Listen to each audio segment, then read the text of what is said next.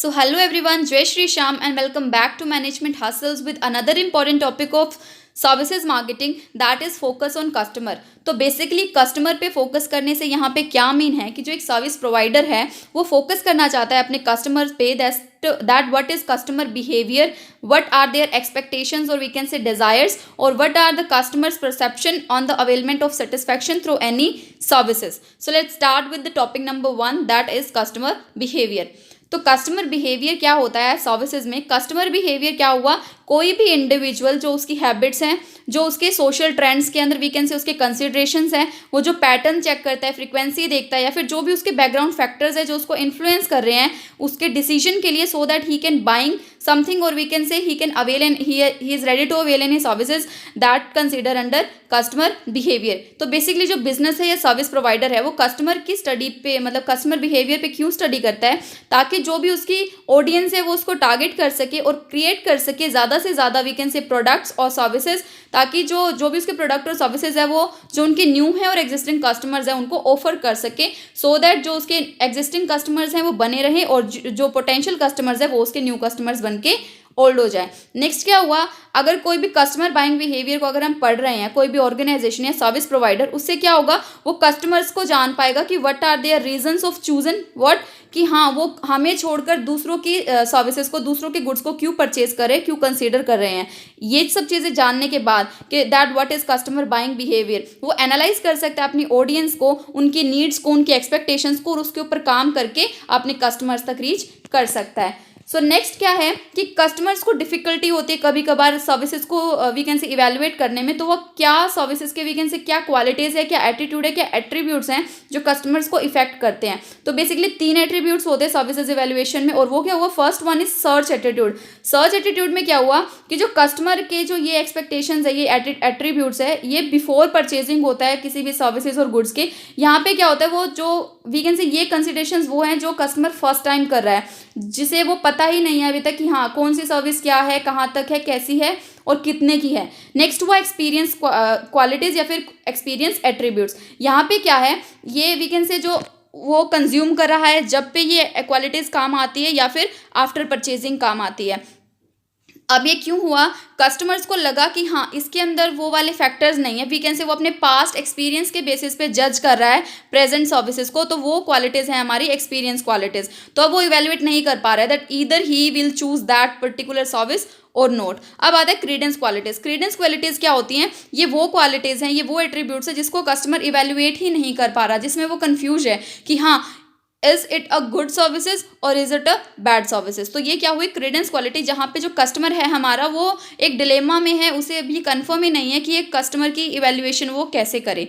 अब नेक्स्ट आप यहाँ पे देख सकते हो जो भी हमने भी 3 एट्रीब्यूट्स पढ़े। अब जो हमारे लिए इजीली इवेल्युएशन के जो कंसिडरेशंस थी वो for example that means clothing हो गया, चेयर हो गया, मोटर व्हीकल और फूड। यहाँ पे क्या है, हम इसको इजीली इवेल्युएट कर सकते हैं बाय सर्चिंग। हम सर्च कर सकते हैं कि अभी कहाँ पे अच्छे कपड़े मिल रहे हैं, चेयर्स हो गई या व्हीकल्स हो गए, क्योंकि इनके क्या है ब्रांड्स तो वही मिलेंगी हमें हर जगह, बस हमें सिलेक्ट करना है कि हमें कौन सी शॉप से परचेज करना है। तो ये क्या हुई? हमारी सर्च एट्रीब्यूट्स हुई। अब यहाँ पे क्या हुआ? नॉर्मल, मतलब इजी भी है और कहीं ना कहीं डिफिकल्ट भी है, बट हम इसको जो भी हमारा पास्ट एक्सपीरियंस था उसके बेसिस पे हम इनको कंसिडर या फिर इवेलुएट कर सकते हैं। फॉर एग्जाम्पल रेस्टोरेंट हो गया, हमें याद आया कि हम लास्ट टाइम जिस रेस्टोरेंट में गए थे हम उसी में जा सकते हैं, तो वो क्या हुआ? हम हमारे एक्सपीरियंस एट्रीब्यूट्स के बेस पे देख रहे हैं। लोन फर्टिलाइजर्स हो गए, हम वही परचेज करेंगे जो हमने पहले परचेज किया है। हेयर कट है, हम ऐसा तो नहीं है कि हम हर बार नए नए वी कैन से बार्बर्स के पास जाएंगे, क्या पता हमारी कटिंग वो खराब कर दे, तो जो हमारे प्रीवियस बार्बर्स थे हम उन्हीं को लेंगे।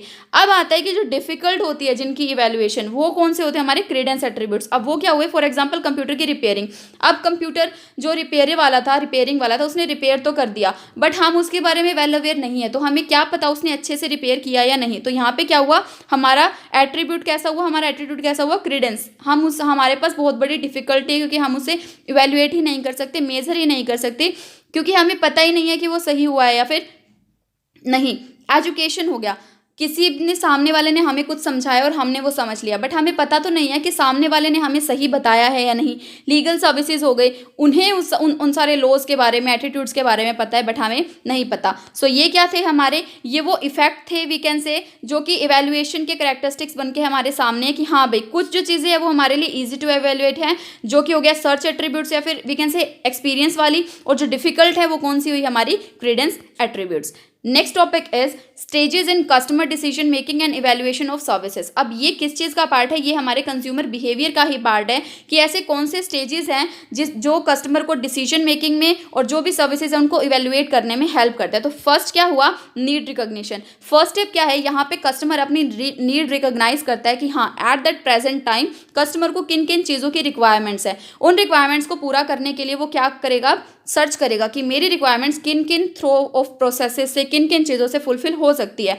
तो यहाँ क्या हुआ, इन्फॉर्मेशन सर्च। अब यहाँ पे वो सर्च करेगा कि जो उसकी नीड है उसकी फुलफिलमेंट किन किन क्राइटेरियाज में कहाँ कहाँ से हेल्प लेकर हो सकती है। नेक्स्ट है इवेल्युएशन ऑफ टेक्निक। जो उसने इन्फॉर्मेशन सर्च की थी उसके पास बहुत सारे ऑल्टरनेटिव्स आए कि हाँ ये पर्टिकुलर फैक्टर्स हैं, ये पर्टिकुलर शॉप्स है जो मेरी नीड को फुलफिल कर सकती है। अब नेक्स्ट क्या हुआ, उसने इवेल्युएट कर लिए सभी ऑल्टरनेटिव्स को, जो भी ऑल्टरनेटिव्स उसके इन्फॉर्मेशन सर्च से आए थे। अब यहाँ पे वो क्या कर रहा है, इवेल्युएट कर रहा है, छाट रहा है। अब नेक्स्ट में क्या किया उसने, परचेज डिसीजन। जो भी उसने ऑल्टरनेटिव्स इवेल्युएट किए थे वहां पे क्या हुआ, अब जहां पे उसका we can say perceived risk है वो कम है, और जहाँ पे जो उसके ऑल्टरनेटिव्स है वो बिल्कुल क्या है, क्लियर है, तो वो क्या करेगा, परचेज डिसीजन कर लेगा। अब वो उसने फाइनली जो भी उसकी नीड थी उसको फुलफिल करने के लिए उसने एक प्रोडक्ट या फिर सर्विसेज परचेज कर ली। नेक्स्ट क्या हुआ, पोस्ट परचेज इवेल्युएशन। अब यहाँ पे क्या उसने परचेज तो कर लिया, पहले क्या था, जो उसकी नीड थी उसमें एक स्टैंडर्ड था कि हाँ जो भी मुझे प्रोडक्ट या सर्विसेज परचेज करनी है वो इस स्टैंडर्ड की है।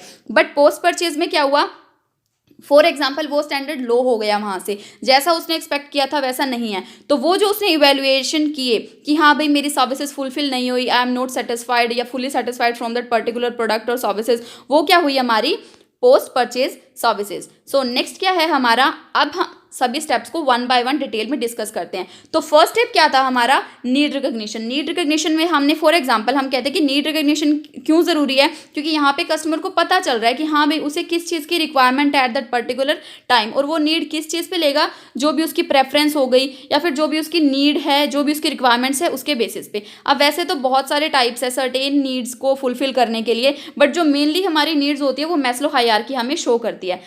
फिजियोलॉजिकल नीड जो हम रोटी कपड़ा और मकान बोलते हैं, जो हमारी बेसिक नीड्स होती हैं। सोशल नीड्स हो गई कि हाँ हमें फ्रेंड चाहिए, एक फैमिली चाहिए, ये सब चीज़ें।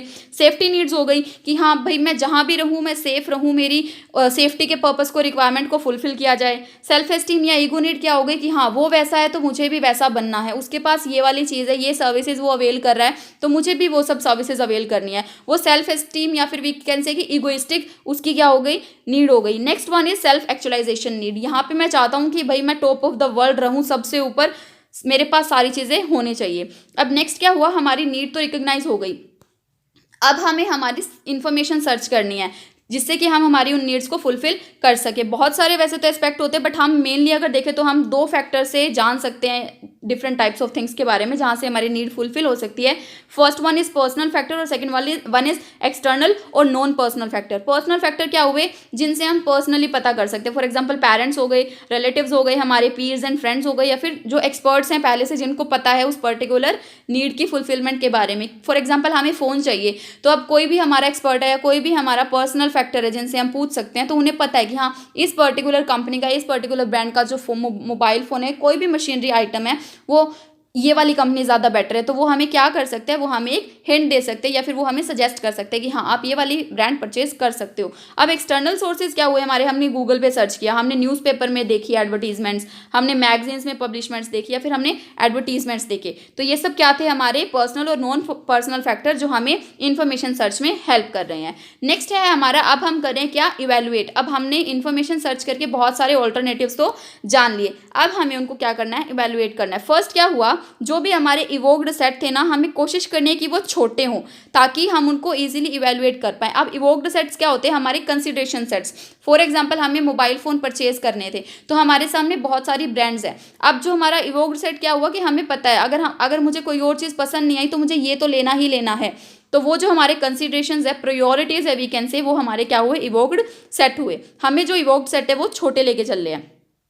नेक्स्ट क्या है हमारा कि हमें बहुत सारी डिफिकल्टी होती है किस टाइम, जब हमने इन्फॉर्मेशन सर्च की थी, अगर हम जब भी कन्फ्यूजन में थे तो वो भी एक हमारा इवेल्युएशन का क्या है, ड्रॉबैक पॉइंट बन सकता है। नेक्स्ट वे हमारे इमोशंस और मूड्स हो गए, क्योंकि ये क्या है, हमारे इमोशंस और मूड्स जब बेकाबू होते तो वी कैन से कि हाँ वो हमें सबसे ज़्यादा क्या करते हैं, इन्फ्लुएंस करते हैं। नेक्स्ट क्या हुआ, जो भी हमारा एक्सपीरियंस था, हम पास्ट बेसिस पे बोल सकते हैं, वो पॉजिटिव है या नेगेटिव है, वो भी कहीं ना कहीं हमें इफेक्ट करता है। अगर वो हमारा experience we can say positive है तो हम उसको जो भी हमारा बेस्ट फिट है हम उसको सिलेक्ट कर लेंगे हाथों हाथ। बट अगर कहीं ना कहीं वो जो एस्पेक्ट है हमारा वी कैन से इवैल्यूएशन के टाइम जो हमारी थिंकिंग है वो नेगेटिव है, तो फिर वो हमें कन्फ्यूजन में डाल देगी। हमारे जो परसीव्ड रिस्क हैं वो क्या होने चाहिए, कम होने चाहिए। वो क्या होता है, सब्जेक्टिव जजमेंट होती है। अब ये जो हमारा इमोशन वाला फैक्टर था, इवैल्यूएशन की हमने, इवोक सेट की, ये सब चीज़ें कहाँ आई, हमारी परसीव्ड रिस्क में आई। ये कहीं ना कहीं हमारा रिस्क का फैक्टर क्यों बना, क्योंकि हमारे इमोशंस में हम कंट्रोल नहीं कर पाएंगे। जो हमारी थिंकिंग है उस टाइम नेगेटिव थिंकिंग, वो हमें ओवरबर्डन कर देगी। तो अभी इन सब चीज़ों को अगर हम कंसीडर करें तो जो लास्ट में हमने कोई भी हमारा बेस्ट फिट सिलेक्ट किया, वो क्या हुआ, हमारा इवैल्यूएशन प्रोसेस वहाँ पे कंप्लीट हुई और फाइनली हमने क्या किया, कोई जो भी हमारा बेस्ट ऑल्टरनेटिव थे वो हमने चूज कर लिए। अब आता है हमारा क्या, परचेज और कंजप्शन डिसीजन। हमने नीड को रिकॉग्नाइज कर लिया, हमने सर्च कर लिया और हमने इवैल्यूएशन भी कंप्लीट कर ली। अब क्या हुआ, अगर हम देखें परचेज की बात करें तो कहीं ना कहीं परचेज हमारे लिए बहुत ईजी हो सकती है अगर जो हमारा परसीव्ड रिस्क है वो क्या हो, लो हो, और जो ऑल्टरनेटिव्स है वो हमारे बिल्कुल क्लियर हो। परसीव्ड रिस्क क्या थे, जो भी हमारे इमोशंस थे, जो हमारी वोक सेट्स थे, वो अगर हमारे कंट्रोल में है तो वो परसीव्ड रिस्क क्या है, यानी वो हमारा लो है। और जो ऑल्टरनेटिव्स है, हमें पता है कि हाँ मुझे बस इन्हीं में से कोई चीज़ खरीदनी है, वो अगर हमारी क्लियर है तो हम परचेजिंग आराम से कर सकते हैं। जो भी हमारी फिजिकल सेटिंग्स है, for example we can say smell हो गई, म्यूजिक हो गया, स्पेस का जो उन्होंने यूज़ कर रखा है, इंफ्रास्ट्रक्चर है उनका, टेम्परेचर है, क्लीनलीनेस है,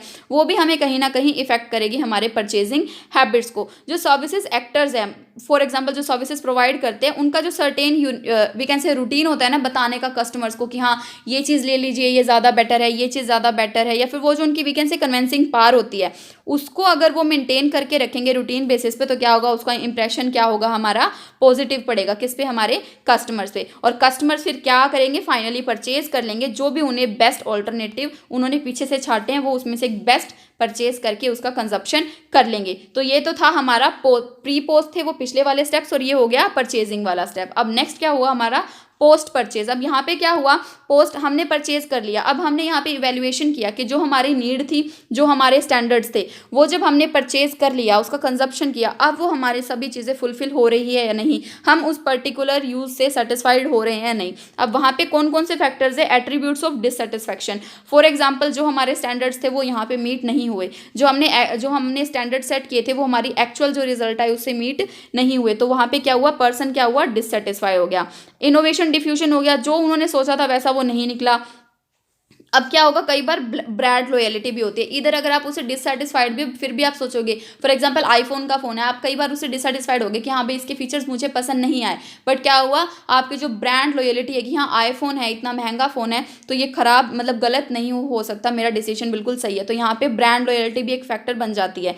नेक्स्ट क्या हुआ, जो कस्टमर इवैल्यूएशन सर्विसेज क्वालिटी थी वो क्या थी, अगर डिससेटिस्फाई कर रही है कि सर्विसेज एक्सपीरियंस को, ये दोनों पॉइंट सेम ही हो गए एक तरीके से। वही बात है कि जो हमारे वीकेंड से सर्विस क्वालिटी हमें चाहिए थी, हमें जैसा एक्सपीरियंस चाहिए था, वो क्या हो गया, उससे हम बिल्कुल डिससेटिस्फाई हो गए। और उससे क्या हुआ कि जो हमारा वो जो पर्टिकुलर सर्विस डिलीवरी वाला था, फिर सर्विसेज प्रोवाइड करने वाला था, हम उससे क्या हो जाएंगे, डिससेटिस्फाई होके नेक्स्ट बेस्ट ऑल्टरनेटिव शॉप पे या फिर वीकेंड से कंपनी पे मूव हो जाएंगे। सो हम बेसिकली हम इससे भी जज कर सकते हैं पूरी डिसीजन प्रोसेस को कि ये 4 फैक्टर्स हमने पढ़े हैं हमारे डिसीजन मेकिंग प्रोसेस में कस्टमर्स के, जहाँ पे हमने इन्फॉर्मेशन सर्च की, इवैल्यूएशन किया, कंजप्शन और परचेजिंग की, और पोस्ट परचेज किया। अब इन सबको इन्फ्लुएंस कौन कर रहा है, हमारा कल्चर। कैसे, जो भी हमारे वैल्यूज़ और एटीट्यूड्स है कि हाँ ये मेरी वैल्यूज़ है, ये मेरा एटीट्यूड है, मैं ये चीज़ परचेज करूँगा, ये नहीं करूँगा। मैनर्स हो गए और कस्टम्स हो गए, जो हमारे अंदर वी कैन से बिहेवियर होता है हमारा कि हाँ हमारे ऊपर ये हमारे मोराल्स है, ये हमारे एटिकेट्स हैं, हमें ऐसे बिहेव करना है, ऐसे बिहेव करना है, ये सब चीज़ें। फिर एजुकेशन और सोशल इंस्टीट्यूट्स हो गए, ये सब चीज़ें क्या हैं, जो फैक्टर्स है जो हमारे डिसीजन मेकिंग प्रोसेस को क्या करते हैं, इफेक्ट करते हैं। नेक्स्ट टॉपिक क्या है आज का हमारा, हमने कस्टमर बिहेवियर अच्छे से पढ़ लिया। अब कस्टमर बिहेवियर से क्या होगा, कस्टमर की एक्सपेक्टेशंस का हमें पता चलेगा। अब कस्टमर की एक्सपेक्टेशंस क्या हो सकती हैं, कस्टमर की बहुत सारी एक्सपेक्टेशंस होती हैं, उनकी वीकेंड से री सर्विसेज भी होने चाहिए और उनकी एक्सपेक्टेड सर्विसेज भी होती है कि हाँ हमें इस टाइप्स की सर्विसेज चाहिए। कस्टमर एक्सपेक्टेशंस क्या होती है, उनका बिलीव होता है किसी भी सर्विसेज के बारे में कि हाँ पर्टिकुलर सर्विसेज के ऐसे स्टैंडर्ड्स रहेंगे, ऐसे रेफरेंस पॉइंट रहेंगे जिससे कि उनकी परफॉर्मेंस को एक कस्टमर क्या करता है, जज करता है। अब एक्सपेक्टेशन की अगर हम नीड को अगर एक्सप्लोर करेंगे या फिर अंडरस्टैंड करेंगे, हमें कुछ कुछ एस्पेक्ट्स का पता होना चाहिए कि कस्टमर क्या चाहता है। तो वो एस्पेक्ट्स क्या होंगे, ये 4 होंगे। पहला एक्सपेक्ट क्या हुआ कि किस टाइप की एक्सपेक्टेशंस है जो कस्टमर चाहता है from that particular service delivery company, कौन से फैक्टर्स है जो सबसे ज़्यादा इन्फ्लुएंस करते हैं उनकी एक्सपेक्टेशंस को। नेक्स्ट हुआ क्या रोल, मतलब कौन कौन से फैक्टर्स है जो रोल परफॉर्म कर रहे हैं कि जिससे कि कस्टमर्स की एक्सपेक्टेशंस है वो कहीं ना कहीं चेंज हो रही है। और लास्ट क्या हुआ, कैसे एक सर्विस कंपनी प्रोवाइड करे, क्या चीज़ें प्रोवाइड करे जिससे कि कस्टमर्स की जो एक्सपेक्टेशंस है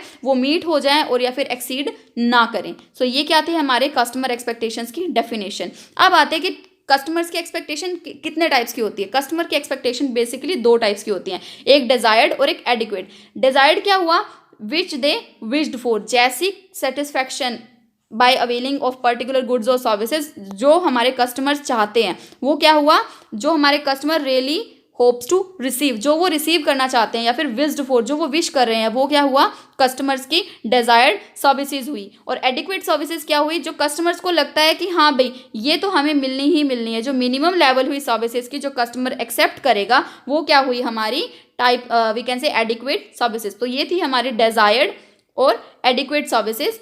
नेक्स्ट वन इज, अब क्या आते हैं हमारे लेवल्स आते हैं कि कस्टमर्स के एक्सपेक्टेशंस लेवल कितने हैं। फॉर अब हम क्या देखते हैं, यहाँ पे देखिए आप देख पा रहे हैं कि पहला क्या है, डिजायर लेवल, जो उसने डिजायर किया, एडिक्वेट जो उसे मिल रहा है। अब यहाँ पे क्या है, जो ये जोन ऑफ टॉलरेंस है, ये कौन सा लेवल हुआ जिसको कस्टमर एक तरीके से टॉलरेट कर सकता है कि हाँ चलो ये चीज़ नहीं मिली तो कोई बात नहीं। अब क्या है, हमारे डिजायर्ड सर्विसेज हैं जो वो किन किन फैक्टर से इफेक्ट हो रहे हैं। एक तो हमारी पर्सनल नीड से, जो चीज़ें हमारी डिज़ायरेबल हैं वो किस चीज़ पे डिपेंडेंट है, हमारी पर्सनल नीड्स पे। ऑब्वियसली हमारी डिज़ायर वही होगी ना जिनकी हमें पर्सनल नीड है। नेक्स्ट क्या हुआ, कौन कौन सी चीज़ पॉसिबल हो सकती है, वही हमारे डिज़ायर्ड सर्विसेज में कंसीडर होगी। अब आती है हमारी जो एडिक्वेट सर्विसेज है, वो सर्विसेज जो हमें मिलेंगी ही मिलेंगी, मतलब इतना तो मिनिमम लेवल है ही उसका सर्विसेज का जो हमें सेटिस्फाई कर सकती है एक मिनिमम लेवल पे। वो कौन से फैक्टर्स हुए, परसीव्ड सर्विसेज के जितने भी ऑल्टरनेटिव है जो हमें मिलने वाले हैं, फिर जो भी सिचुएशन फैक्टर्स है जो उस टाइम इफेक्ट करेंगे। अब आता है जो एडिक्वेट सर्विसेज थी या फिर परसीव्ड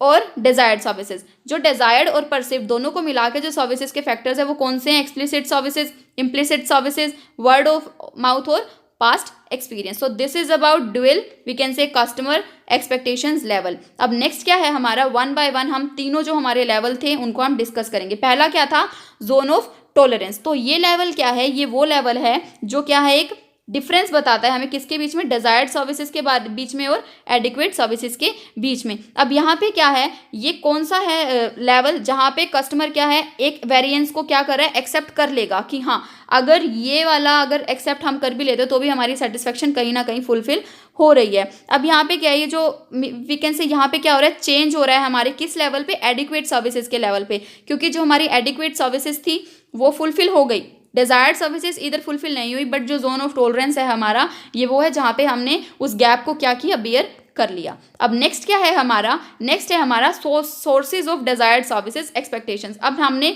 प्रीवियस स्लाइड्स में पढ़ा ना, जो ये है हमारा, यहाँ पे था हमारा क्या, डिजायर्ड सर्विसेज। तो अब ये वाले जो डिजायर्ड सर्विसेज है इसके क्या क्या सोर्सेज हैं। पहला सोर्सेज क्या है हमारा, पर्सनल नीड्स। हमने उस डायग्राम में देखा था, तो पर्सनल नीड्स कहाँ कहाँ से फुलफिल हुई, जो हमने मैस्लो हायरार्की पढ़ी थी।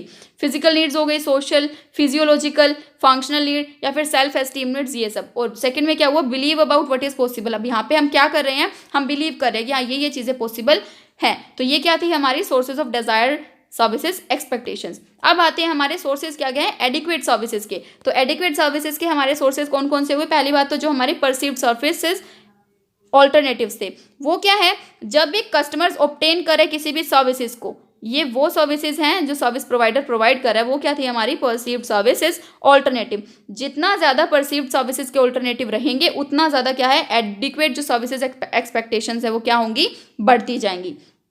नेक्स्ट है हमारा सिचुएशन फैक्टर अनकंट्रोलेबल, वो सिचुएशन फैक्टर जो अनकंट्रोलेबल होते जा रहे हैं। कैसे? फॉर एग्जाम्पल वी कैन से कोई भी हमारी जो एडिक्वेट सर्विसेज लेवल है वो कहीं ना कहीं कम हो रहा है, तो वो सोर्सेज क्या हुए? एडिक्वेट सर्विसेज एक्सपेक्टेशंस की, जो एक्सपेक्टेशंस थी वो क्या हुई? एडिक्वेट लेवल पे भी हमारी फुलफिल नहीं हुई, और उसी से क्या निकल के आ रही थी? हमारी प्रेडिक्टेड सर्विसेज, जो कस्टमर्स लाइकली टू गेट, मतलब जो कस्टमर चाहता है कि हाँ ये उन्होंने प्रेडिक्ट कर लिया कि इतने सर्विसेज तो हमें मिलेंगी ही मिलेंगी, ये हमारा एडिक्वेट लेवल रहेगा सर्विसेज बियरिंग का। नेक्स्ट है हमारे जो दोनों डिजायर्ड और प्रेडिक्टेड सर्विसेज से, जो दोनों से मिले हमें, वो वाले कौन कौन से फैक्टर्स है? Word of mouth. Word of mouth क्या हुए? ये इंडिपेंडेंट और unbiased, we can say unbounded communication है, जो पार्टीज किससे बनाती है? ऑर्गेनाइजेशन के, रादर देन किसी भी पार्टी से, जो मतलब उन्हें पता है कि हाँ ऐसी ऐसी चीजें हैं इस पर्टिकुलर सर्विसेज में, तो वो कहते हैं वर्ड ऑफ माउथ, जो उन्हें लग रहा है कि हाँ ऐसा है। नेक्स्ट क्या है? हमारा पास्ट एक्सपीरियंस। अब क्या हुआ? जो हमारा पास्ट एक्सपीरियंस था, फॉर एग्जांपल हम वहाँ के एग्जिस्टिंग कस्टमर्स हैं, वहाँ से क्या किया? हम इन्फ्लुएंस हुए, हमने प्रेडिक्ट कर लिया हमारे एक्सपीरियंस को पहले ही, तो अब हमारे ऊपर ये डिसीजन है कि हाँ हम अब इससे एक्सपेक्टेशंस पहले वाली लगा सकते हैं या नहीं। एक्सप्लिसिट सर्विसेज क्या हो गई? जो हम एडवर्टीजमेंट से, पैम्फलेट से जो हम लगा लेते हैं पर्सनल और नॉन पर्सनल स्टेटमेंट्स का आइडिया, वो क्या हुए? हमारे एक्सप्लिसिट सर्विसेज। अब इम्प्लिसिट कौन सी हुई? जो हम अंदर से ही देखते हैं, फॉर एग्जांपल सर्विसेज या गुड्स का प्राइस, फिजिकल एविडेंसेज जो है मशीनरी, प्लांट वगैरह जो भी चीजें जो इफेक्ट कर रही हैं, ये क्या हुई? हमारी डिजायर्ड और प्रेडिक्टेड सर्विसेज के सोर्सेज। अब नेक्स्ट है हमारा थर्ड टॉपिक जो आज का है, वो हमारा कस्टमर परसेप्शन। अब कस्टमर परसेप्शन क्या है? कस्टमर परसेप्शन से हम क्या समझते हैं? जो हम रियलाइज करते हैं, फील करते हैं, अंडरस्टैंड करते हैं कस्टमर के एक्सपीरियंस के बेसिस पे, वो है हमारा परसेप्शन। कोई भी कंपनी है, कंपनी ने रियलाइज किया, फील किया और अंडरस्टैंड किया जो हमारे कस्टमर के एक्सपीरियंस है, उससे क्या निकल गया? हमारा कंपनी का परसेप्शन। ये एक ऐसी प्रोसेस है जिससे क्या है, जिसे सिस्टमेटिकली ऑर्गेनाइज किया जा सकता है और इंटरप्रेट कर सकते हैं, किसके बेसिस पे? एक्सपीरियंस के बेसिस पे। अब यहाँ पे क्या है? मोमेंट ऑफ ट्रूथ को कंसीडर किया गया है। यहाँ पे क्या है? हमेशा क्या रिलेट किया जाता है कि परसेप्शन कैसा होगा? जैसे कस्टमर्स की एक्सपेक्टेशंस है। ओके, तो अब नेक्स्ट क्या है हमारा? कस्टमर की सेटिस्फैक्शन। हमें कस्टमर की परसेप्शन का पता चल गया कि कस्टमर ऐसा परसेप्ट कर रहा है, तो हम उस कस्टमर को सेटिस्फाई कर सकते हैं। अब कस्टमर की सेटिस्फेक्शन क्या होती है? कस्टमर की सेटिस्फेक्शन होती है जो उसकी फुलफिलमेंट थी, उनकी कस्टमर की फुलफिलमेंट थी, हमने उसको सेटिस्फाई कर दिया, उनका अच्छा रिस्पॉन्स आ गया। ये क्या जजमेंट है? जहाँ पे हम ये देखते हैं किसी भी प्रोडक्ट के बेसिस पे क्या जो कस्टमर का लेवल था सेटिस्फेक्शन का, हम उसको फुलफिल कर पाए या नहीं। यहाँ पे क्या थे? जो हमें कस्टमर के डिजायर्स थे और एक्सपेक्टेशंस से हमें उसको फुलफिल करना है, तो वो कस्टमर क्या हो जाएगा? फिर सेटिस्फाई हो जाएगा। अब कस्टमर सेटिस्फेक्शन क्या हुई? जो हमारे कस्टमर की पोजीशन है, इवैल्यूएशन है ऑर्गेनाइजेशन को लेकर, फिर उसके प्रोडक्ट और सर्विसेज को लेकर, वो क्या होने चाहिए? पॉजिटिव होने चाहिए। तो कस्टमर्स अपने आप क्या हो जाएंगे? सेटिस्फाइड हो जाएंगे। अब बात आती है सेटिस्फेक्शन की और क्वालिटी की। जो सेटिस्फेक्शन और क्वालिटी है वो दोनों अलग अलग चीज़ें हैं। क्यों? क्योंकि सेटिस्फेक्शन क्या है? इफेक्ट है, और क्वालिटी क्या है? कोज है। अगर क्वालिटी अच्छी हुई तो क्वालिटी के कारण क्या होगा? सेटिस्फेक्शन आएगी कस्टमर में। जो क्या हुआ? क्वालिटी का क्या हुआ? इफेक्ट हुआ। तो यहाँ पे क्या हुआ? जो कस्टमर था वो क्या हुआ? Fully satisfied by availing that particular goods और सर्विसेज। अब यहाँ पे हमें दिखाया गया है कि कैसे जो कस्टमर का परसेप्शन है वो कैसे फुलफिल होता है, और सर्विसेज क्वालिटी, और क्या है यहाँ पे कस्टमर कैसे सेटिस्फाइड हुआ। अब अगर हम देखें जो कस्टमर सेटिस्फाइड हुआ है वो किन दो फैक्टर से होगा? या तो उनके सिचुएशन फैक्टर उसे सेटिस्फाई करेंगे या फिर उसके पर्सनल फैक्टर उसे सेटिस्फाई करेंगे। बट कस्टमर सेटिस्फाइड कैसे हुआ? या तो जो सर्विसेज क्वालिटी है किसी भी प्रोडक्ट और सर्विसेज की वो बहुत ज़्यादा अच्छी है, या फिर जो प्रोडक्ट की क्वालिटी है वो बहुत अच्छी है, या फिर जो प्राइस है वो रिजनेबल है जितना कस्टमर को चाहिए था। अगर ये तीनों चीज़ें फुलफिल हो रही हैं तो कस्टमर क्या होगा? उस पर्टिकुलर जो भी कैसे सर्विसेज प्रोवाइडर है उसके लिए क्या हो जाएगा? पॉजिटिव एस्पेक्ट लेके चलेगा, और क्या हो जाएगा? उसका लॉयल कस्टमर बन जाएगा। बट अब जो अगर हम बात करें तो सबसे मेन यहाँ पे क्या है? जो सर्विसेज की क्वालिटी है वो कहीं ना कहीं प्रोडक्ट के साथ भी वो कर लेगा कि हाँ चलो कोई बात नहीं, प्रोडक्ट तो ऑब्वियसली बात है कि हाँ अच्छा होना चाहिए, बट कहीं ना कहीं वो रहने देगा उस चीज़ को, प्राइस भी चलो लगा लेगा, क्योंकि अगर सर्विसेज क्वालिटी अच्छी है तो कस्टमर कुछ भी करेगा for availing that particular good, we can say positive services. तो अब यहाँ पे 5 फैक्टर हैं जो सर्विसेज क्वालिटी को क्या करते हैं? डिटरमाइन करते हैं। सबसे पहला reliability, second one is responsiveness, then assurance, then empathy and then tangibility. अब हम इन पांचों के पांचों डायमेंशंस को या फिर डिटर्मिनेंट्स को वन बाय वन क्या करते हैं? डिस्कस करते हैं। अब फर्स्ट हमारा क्या है? We can say dimensions of SERVQUAL. अब यहाँ पे सर्विसेज क्या है? Service quality. सर्कुअल क्या हुआ? SER stand for services and QUL stand for quality. तो ये क्या है? हमारे सर्विसेज क्वालिटी के डायमेंशंस। फर्स्ट डायमेंशन क्या है हमारा? फर्स्ट डायमेंशन है हमारा रिलायबिलिटी। तो रिलायबिलिटी क्या होती है? अगर कोई कंपनी परफॉर्म कर रही है अपनी सर्विसेज को, मतलब दे रही है, प्रोवाइड कर रही है डिपेंडेंटली और एक्यूरेटली, इसका मतलब क्या है, जो कंपनी है वो डिलीवर कर रही है जो भी उन्होंने प्रोमिसेस सेट किए थे, जो भी उन्होंने मतलब उन्होंने बोला था कि हाँ भाई ऐसे ऐसे हम प्रॉब्लम को डिलीवरी करेंगे, सोल्व करेंगे, जो भी प्राइजेस किए, मतलब जो भी उनके थे कि यहाँ पे उनके कस्टमर्स की ये डिमांड है, जो उनके कस्टमर्स को रिलायबल बना रही है उनके पर्टिकुलर सर्विसेज के ऊपर, तो वो क्या हो गई, उनकी रिलायबिलिटी हो गई। वो क्या हो गए, जो कस्टमर्स है वो उनके ऊपर क्या हो गए, डिपेंडेबल भी हो गए, क्योंकि उनकी सर्विसेज अच्छी है। अगर वो सर्विसेज एक्यूरेटली प्रोवाइड कर रहे हैं तो कस्टमर्स क्या होंगे, अपने आप क्या हो जाएंगे, उसके ऊपर रिलायबल हो जाएंगे कि हाँ ये जो पर्टिकुलर कंपनी है ये बहुत ज़्यादा रिलायबल है, अच्छी सर्विसेज प्रोवाइड कर रही है, अच्छा क्वालिटी है इनकी सर्विसेज का। नेक्स्ट क्या हुआ, रिस्पॉन्सिवनेस। अब रिस्पॉन्सिवनेस पे क्या हुआ, कितने रिस्पॉन्सिबल है पर्टिकुलर जो सर्विसेज प्रोवाइडर है टुवर्ड्स देयर कस्टमर। यहाँ पे क्या हुआ, हम यहाँ पे उनकी विलिंगनेस देख रहे हैं कि वो कस्टमर की कितनी हेल्प कर रहे हैं, कितनी प्रॉम्प्ट सर्विसेज वो अपने कस्टमर्स को दे रहे हैं। नेक्स्ट क्या है हमारा, एश्योरेंस। अब यहाँ पे एश्योरेंस चेक करें कि वो उनको जो हमारे उनके कस्टमर्स हैं उनको कैसे एश्योर कर रहे हैं। अब वो कैसे करेंगे, bye there trust, bye there confidence, वो किस तरीके से जो उनके रिस्क है या फिर अनसर्टेनिटी है उनको सोल्व कर रहे हैं। फॉर एग्जांपल लाइफ इंश्योरेंस में है, वहाँ पे कस्टमर क्या चाहता है, एश्योरेंस चाहता है कि हाँ हमें एश्योरेंस हो कि हमारे पैसे डूबेंगे नहीं। जो भी हमारा वीकेंड से लीगल सर्विसेज हो गया, कहीं हमारे कोई डॉक्यूमेंट्स गलत ना हो जाए, क्योंकि सारा क्या हुआ, लीगल फॉर्मेलिटीज़ के काम हुए, तो यहाँ पे कस्टमर समहाउ डिससेटिस्फाइड होता है या फिर कहीं ना कहीं डरा हुआ होता है, जिससे उसे क्या चाहिए, एक तरीके से एश्योरेंस चाहिए from that particular services provider. Next है हमारा एम्पैथी। एम्पैथी क्या होता है, दूसरे की जगह खुद को रख के चेक करना कि सामने वाले को कैसा फील हो रहा है। तो यहाँ पे वही है कि हमें केयर करना है किसके, टुवर्ड्स एवरीवन, इंडिविजुअल अटेंशन देनी पड़ेगी हमें उसे या फिर हर एक कस्टमर्स को। क्यों, ताकि जो कस्टमर्स को हम अच्छे से ट्रीट कर पाएँ, वो उन्हें ऐसा ना लगे कि हाँ भाई ये हमें लेट गो कर रहा है। तो अब यहाँ पे हम कैसे कर सकते हैं, फॉर एग्जाम्पल हम जो भी हमारा कस्टमर है या इंडिविजुअल है हम उसे अच्छे से ट्रीट करें। तो ये क्या थी हमारी एम्पैथी। जो सर्विसेज प्रोवाइडर थे उन्होंने कस्टमर को समझा और उन्हें उनके ऊपर रिएक्ट किया या फिर उन्हें री सर्विसेज दी। नेक्स्ट क्या है हमारा टेंजिबल्स।